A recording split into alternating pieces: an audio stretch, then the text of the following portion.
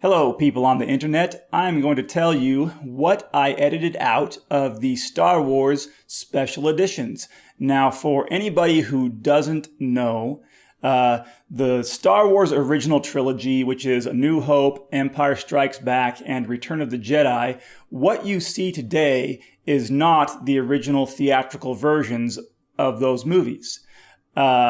What you see today is what's called the special editions. First came out in 1996, and a few tweaks were made in 2004 and 2009. So the only way that you can, there are versions available of the theatrical versions, but they are not high quality. You can get it on VHS, you can get it on Laserdisc, or you can get a copy on DVD that was taken from Laserdisc. So the only way that you can get the closest thing to a digitally restored theatrical version is what's called Harmy's despecialized editions. Look it up on the internet. It's the closest thing you'll find. Is good. Anyways, so I want to talk about the changes that I took out from the things I took out from the special editions. Now, I think that some of the changes made to the special editions were good.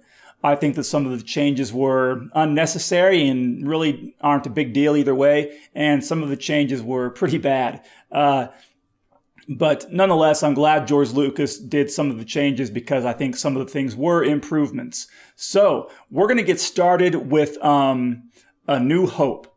Now,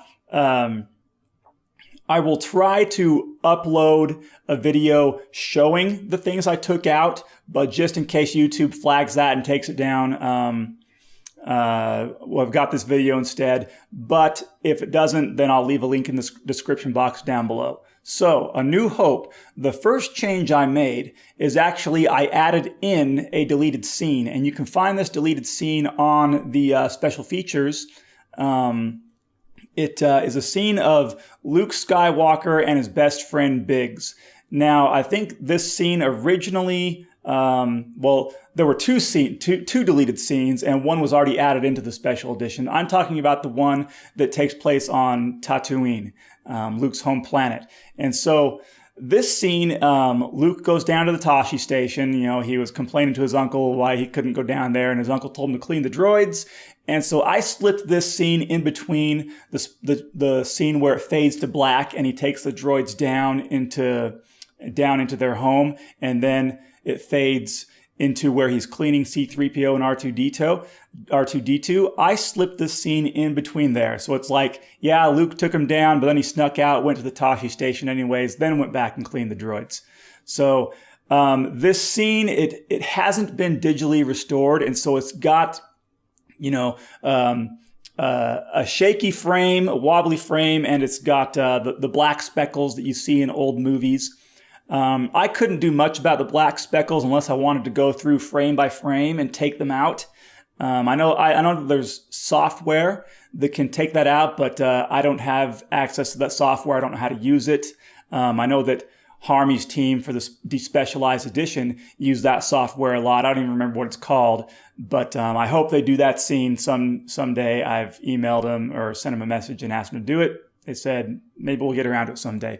Anyways, so I put that scene in there. I think it's just a good scene that gives some background between Luke and Biggs' friendship, and I just think it adds to the story. So I added it in. I did what I could. I stabilized the image so that it's not, shaking around. I stabilized it, and I did a little bit of color correction and a little bit of audio tweaking, but that's the best I could do.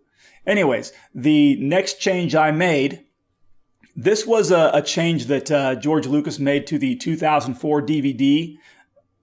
Or maybe, no. It was the 2009 Blu-ray release where when Luke gets attacked by the Sand People and R2's hiding in a little kind of a cave. For some reason, they added in rocks to kind of cover up R2. But the problem with that is, with all those rocks there's no way he could have gotten back into the cave. And so, it's not a huge deal. Like I say, it's one of those changes that was unnecessary, not a huge deal. But I had the 2004 DVD version where it doesn't show those rocks, so I just put that clip back in instead. Because, with all those rocks there, it's like, how did R2 get in there anyways if the rocks are blocking the opening of the cave?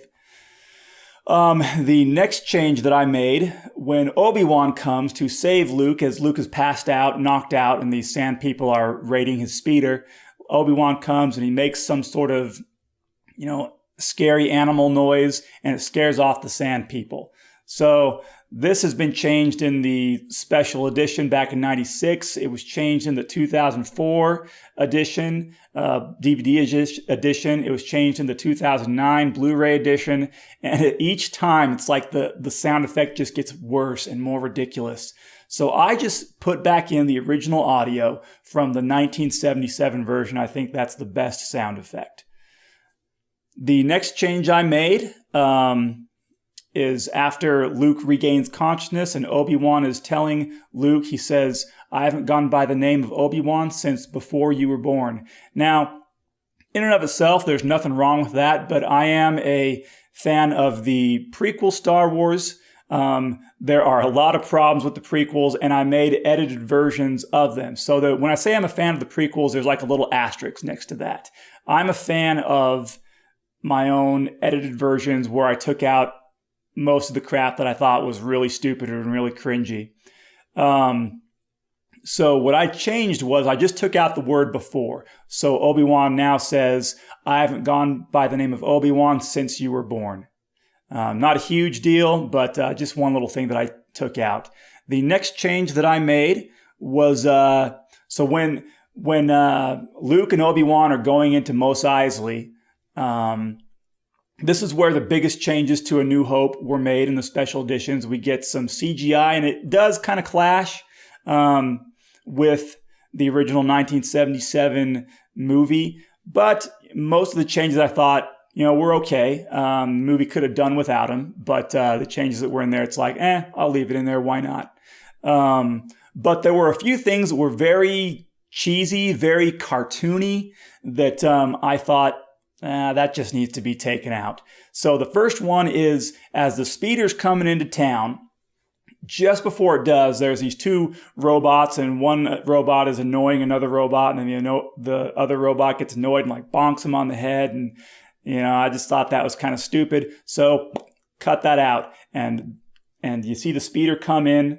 And then the next shot is another shot of the speeder going through town, and it cuts off this CGI dinosaur. Now, I don't mind the CGI dinosaur in this shot, but the thing that I thought was really stupid was after the CGI dinosaur kind of, rises up on his two hind legs and backs up, then you see these Jawas swinging down, and they're all laughing and stuff like that. I thought that was pretty cartoony, so I cut that out.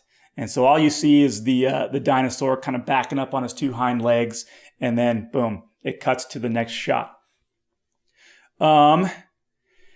The next thing I did was, this was a scene that I took from Harmy's special despecialized edition. So in the special edition, you see when the stormtroopers stop Luke and Obi-Wan, and they're talking to him, and Obi-Wan's like, "These aren't the droids you're looking for."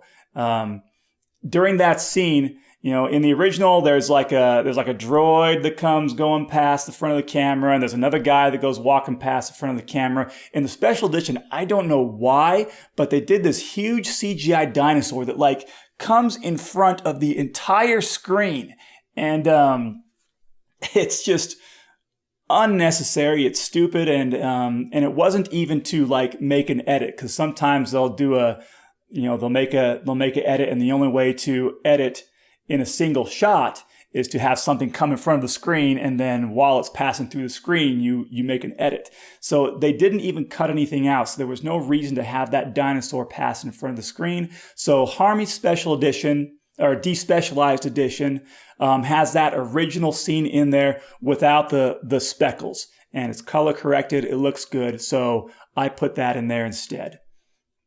The next change that I made, this is the last change I made to A New Hope, in the bar, in the cantina, in the special edition, in George Lucas's special editions. A lot of people made a big deal about this. It had Greedo shooting at Han Solo first and then Han Solo shooting. And it did like this weird, unnatural movement where Han Solo's head like jerks over here and then his body kind of follows. And, it just looked very unnatural.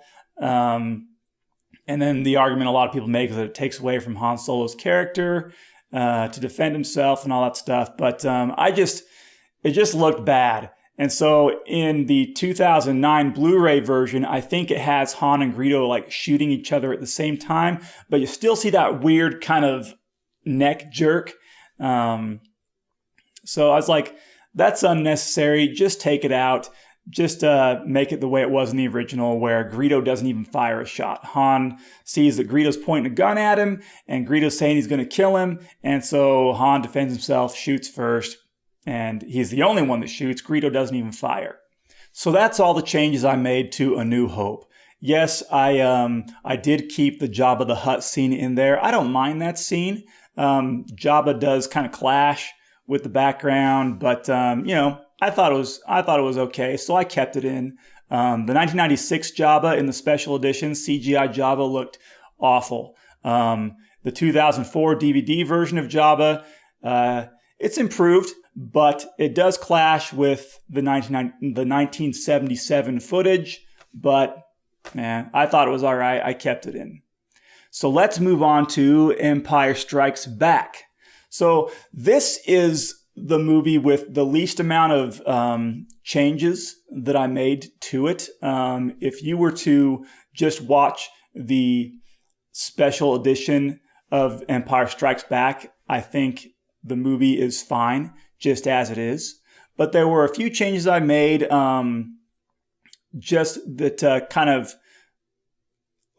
make the original trilogy and the prequels more in sync. And the first of those changes is when Luke is about to pass out in the snow after he's escaped from the that snow monster, which, by the way, I thought that it was a good thing in the special edition of Empire Strikes Back that they added in the snow monster so you could see what he looked like. Anyway, so Luke's about to pass out. He sees a vision of Obi-Wan. Obi-Wan tells him that he must go to Dagobah, and he says, "There you will find Yoda, the Jedi Master that trained me." So I cut out that last part of the sentence where Obi-Wan says, "the Jedi Master who trained me." And the reason why is because in the prequels, it was Qui-Gon Jinn who trained Obi-Wan, not Yoda. And so the sentence that you hear Obi-Wan say in my version is, "There you will find Yoda." The next change I made was, so when Luke goes to Dagobah and the speeder sinks in the swamp, his X-Wing sinks in the swamp, and him and R2 jump into the swamp to get to shore, and that monster comes and he swallows R2, and then he spits R2 out. In the special edition, you hear Luke say to R2, "You're lucky you got out of there." In the original version, he says to R2, "You're lucky you don't taste very good." And so I put the original line back in, and that's what Luke says. The next change that I made is when Luke is chatting with Yoda in Yoda's little hut. He finds out that this little green monster is Yoda, the Jedi Master. And Yoda says, Luke's too old, he's reckless.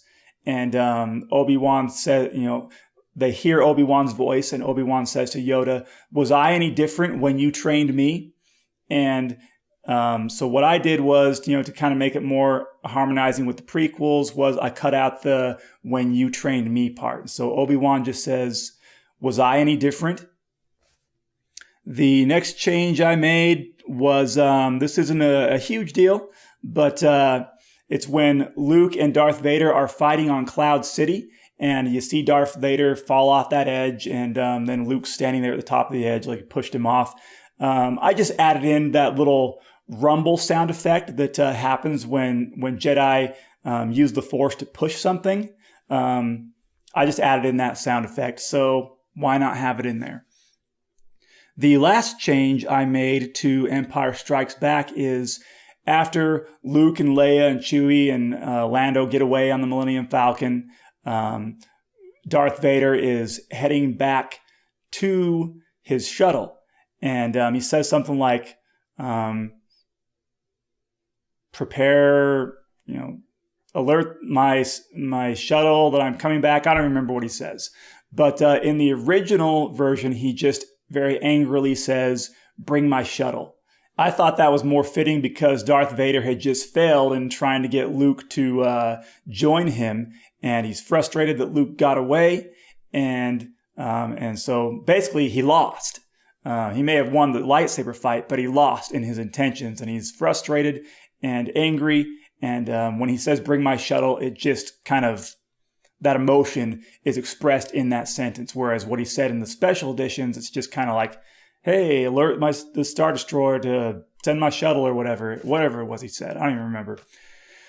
One note that I got to say is really good about the Empire Strikes Back special edition. I thought it was really good that George Lucas reshot the Emperor scene with Ian McDiarmid, because Ian McDiarmid is who plays the Emperor in Return of the Jedi as well as in the prequels. And the Emperor that we see in Empire Strikes Back, he doesn't sound like the Emperor from Return of the Jedi. He doesn't look like him. All he's got is, the hood over him, but his voice sounds different, and he's kind of like an alien of some sort. He's got these weird bug eyes that just stick out from his face. And so when they reshot that with Ian McDiarmid, I thought that was a really good, really necessary change. So let's get to Return of the Jedi. This is where we get our first kind of major glimpse to the cringy, stupid humor that was put into the prequels. First with Jabba's palace. And so in the original version, you've got this dancer. She's dancing in front of Jabba. She's singing a song, and I thought that song was kind of stupid anyways. I never liked that scene, so I didn't put that back in either. But in the special editions, you've got that same thing happening, and the band is playing this instrumental song, which, the instrumental song is fine. But then they go into this ridiculous scene of this song called Jedi Rocks. And, for anybody who's seen this scene, which is probably almost every Star Wars fan, it is so bad. It is horrible. And so I cut that scene out.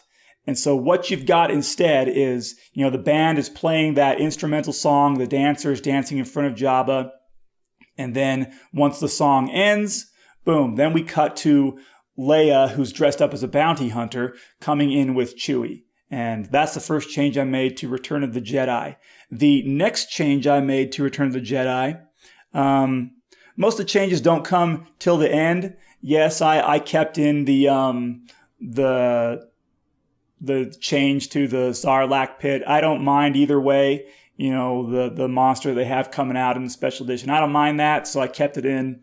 But the next changes, these aren't things that were added into the special edition. These are just original lines that I thought were really cheesy that the Emperor said. So, the Emperor is trying to convert Luke to the dark side, and the Emperor is just like, he's saying things like, let the hate flow through you. And he's like, with every passing moment, you make yourself more my servant, or something like that. And one thing I thought the prequels did very well was Emperor Palpatine was very subtle. He was very clever in how he got Anakin to turn to the dark side. And so saying these things to Luke Skywalker, of course, he's not going to be like, oh, okay, I will let the hate flow through me. Oh, okay, I will be your servant. The Emperor could have been more tactful, like Darth Vader was in the fight that he and Luke had, where Darth Vader says to Luke, give yourself to the dark side. It is the only way to save your friends. Okay, that's more believable. That's more like Luke's, he knows his friends are going to die. The Emperor's told him we're going to wipe them out. But Darth Vader says, hey, we'll let your friends live if you join us. That would be more tempting. So I cut out some of those cheesy lines that the Emperor said. And then near the end of the movie is when we get some really cringy changes. In the 2009 Blu-ray edition, George Lucas added in when Darth Vader is watching the Emperor electrocute his son, Luke, George Lucas added in Darth Vader saying, "No, no." And it's just so cringy. It just reminds me of the end of Revenge of the Sith where Darth Vader just stands there after he finds out Padme's dead and he's like, "No!" It's just so bad. So what I did was I took the audio from the 2004 DVD and put it back in place so that it's just the original audio where Darth Vader just sees what's happening and he makes the decision to kill the Emperor. And yes, the Emperor's dead. Episode 9, haven't even seen it, don't want to see it. It looks awful to me. I didn't like The Last Jedi. We're not going to get into that. That's for another video. And by the way, I am going to be making videos for each prequel on its own about the changes I made to that, because those deserve their own video. There's too much to put in one video of the changes I made to the prequels. So, anyways, back to things I cut out of the Return of the Jedi. So when they're doing the celebration at the end, the special edition version, they add in all these CGI scenes of Tatooine, Cloud City, Naboo, Coruscant. I left those in there. The CGI, it clashes with the 1983 version of Return of the Jedi, but I left it in there. One thing I did take out, though, when it comes to the city of Naboo, down in the lower corner, you see these Gungans jumping on top of a building, and you hear Jar Jar Binks yelling, "We are free!" That's gotta go. Cut that out. Unnecessary. Why'd you put it in there? Phantom Menace. We'll get into that in another video, but I cut out a whole lot of Jar Jar in there. I mean, I left in, kind of what's necessary because he's the main character. There are some funny Jar Jar moments in Phantom Menace that I left in. He's not a complete horrible character, but he was way overdone. And so adding him into the Return of the Jedi was just, annoying. And so I was able to cut it out. It's gone. Then the one of the other cringiest changes to Return of the Jedi happens right at the very end. So in the special edition, you have this change was made to the 2004 DVD. You have young Anakin pop up as a Force ghost. So you see the Force ghost of Obi-Wan, Yoda, old Obi-Wan, and old Yoda, and then young Anakin pop up. Why? A lot of people say, because Anakin was good when he was young. Well, he turned good at the very end as well. Just leave it the same. You've got old Obi-Wan, old Yoda, old Anakin all together again. Just leave it the way it was. And so what I did was I took the scene from Harmy's despecialized editions, because again, it's got those speckles and stuff taken out and it's better color correction. I took that and I put it in its place. So it's just like it was in the original. You've got all three old ghosts there. Old Obi-Wan, old Yoda, old Anakin. And that's the last change that I made to Return of the Jedi. A little note that I wanted to mention was the Luke and Leia scene where they're talking with each other about, Luke's asking Leia what she remembers about her mother. And Leia says she died when I was very young, but I remember images, feelings. I know that Return or Revenge of the Sith clashes with that scene because Padme dies right when the babies are born. But, that scene in Return of the Jedi, I thought it was a good scene and I didn't want to cut it out. So I left it in there and, just deal with it. That's the way it's going to be for that. So that is all of the changes I made, the things I edited out of the special editions. Like I say, I'm glad that George made the special editions. There are some really good changes that were in there, I think. There's also some really bad changes, so I took those out. And like I said, I'm going to try to make a video that has all the things that I took out and include it in the description box below if YouTube allows it to stay up. But if not, then you'll just have this video.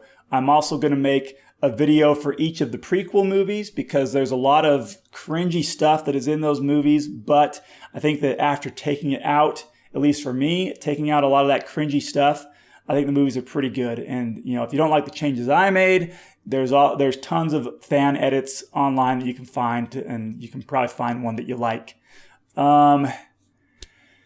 I think that's it. I think that's all I had to say for today. So I will talk to you people later.